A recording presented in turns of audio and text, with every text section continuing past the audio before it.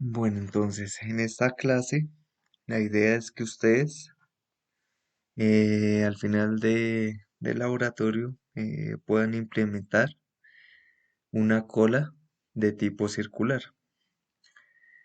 Estas colas de tipo circular, si ustedes leen la descripción básica que aparece en la Wikipedia, esa sirve.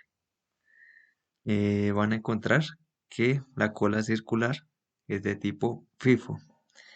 El primer dato que entra es el primero en salir. Entonces, ¿cómo funciona? Para esta cola de tipo FIFO, lo que necesitamos son tres cosas.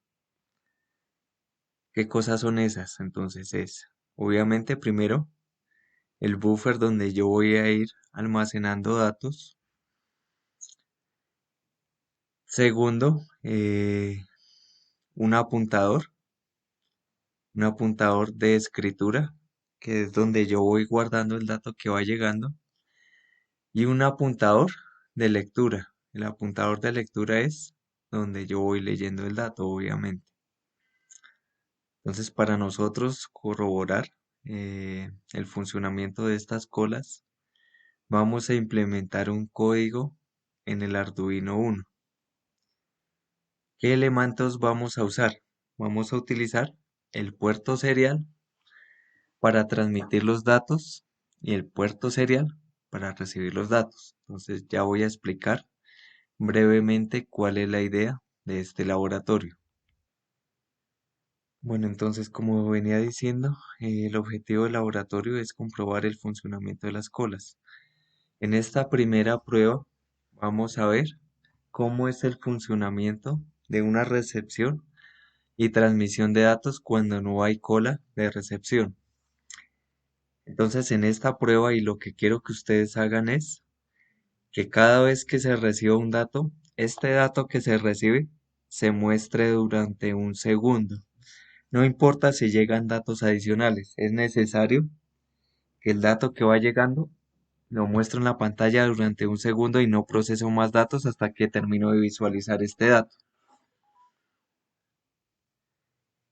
Entonces, para eso yo necesito utilizar dos temporizadores. Uno es el timer 1 y el otro es el timer 0. ¿Por qué el timer 1 y el timer 0? Porque con el timer 0 yo voy a controlar el tiempo de visualización de un segundo para los datos y con el timer 1 voy a controlar el tiempo de uso de CPU.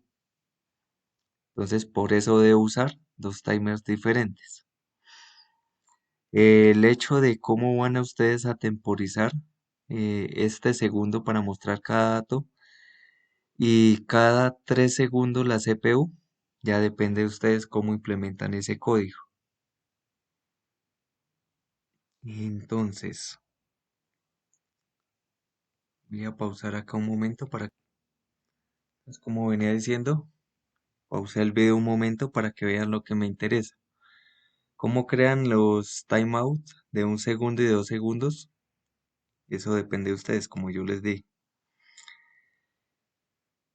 Como anotación, ese timeout de 2 segundos lo configuré en realidad a 3 segundos. Por eso se ve acá a la izquierda que muestro tres datos y después a los 3 segundos muestro el uso total de la CPU. Aparte de eso, ¿qué está pasando? A medida que voy recibiendo un dato, lo voy mostrando acá durante un segundo. Entonces veamos qué pasa cuando no hay una cola de mensajes a la entrada de la recepción.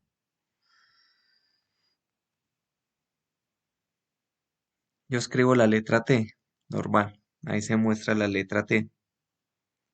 Si yo escribo la H y la T, no, H, la envío y luego la T, la envío. Se puede ver los datos normalmente, ¿por qué? Porque mi tasa de envío es inferior a un dato por segundo. ¿Qué pasa si yo envío datos más rápido? Por ejemplo, envío 2 caracteres seguidos. digamos la Q y la E. Vamos a ver qué pasa. Los datos que yo envié fue Q y E, pero como no hay una cola de mensajes, el último dato que quedó almacenado en realidad, ¿cuál fue? La E. ¿Se me perdió información? Sí. ¿Cuál información fue la que yo perdí? La Q. Como lo estaba diciendo antes, esto es debido a que no hay una cola de mensajes. Ahora voy a poner el ejemplo de cómo debe funcionar cuando sí hay una cola de mensajes. Entonces, cuando sí hay una cola de mensajes, lo que les decía al inicio del video, necesito un índice de escritura que me indique dónde estoy escribiendo en el buffer, un índice de lectura que me indique dónde estoy leyendo en el buffer y el buffer obviamente. Para yo poder definir el tamaño de este buffer, debo hacerlo a través de una constante, pero esa constante, por temas del compilador, no puede ser una variable. Así que tengo que usar la función de definir. ¿Qué hace definir? Dice que esta variable, bueno, no es una variable del sistema porque no se puede variar. Esta constante del sistema va a ser igual a 10. Entonces yo puedo incluirla acá directamente. ¿Por qué lo hago así? Porque así es más entendible el código. Eso fue lo único adicional que le agregué. Obviamente ustedes tienen que agregar la parte de código que haga que cada vez que llegue un dato en este buffer se almacene en la posición siguiente a la que estaba. Eso para almacenar. Cuando yo lo visualice, eh, se visualice desde la posición del buffer donde está leyendo. Entonces veamos cómo está funcionando ese código. Como pueden ver, él solo está mostrando datos si hay datos en el buffer. Si no hay datos en el buffer, él no muestra nada. Voy a enviar una H, solo me muestra la H. Y él sigue mostrando la CPU normal. ¿Qué pasa si yo envío dos caracteres? Si yo envío dos caracteres, pueden ver que los datos se envían correctamente. ¿Por qué? Porque están en el buffer. ¿Cada cuánto se está enviando esos caracteres? Cada segundo. La H se envió, se mostró un segundo, después leyó la O, se mostró un segundo y dejó de mostrar información. Enviemos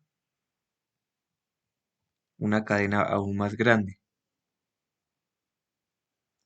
Un segundo, sigue esperando un segundo, el espacio.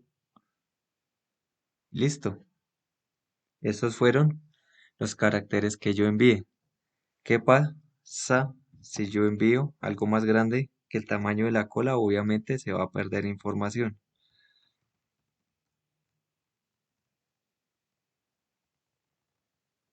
Los espacios para que se vea mejor.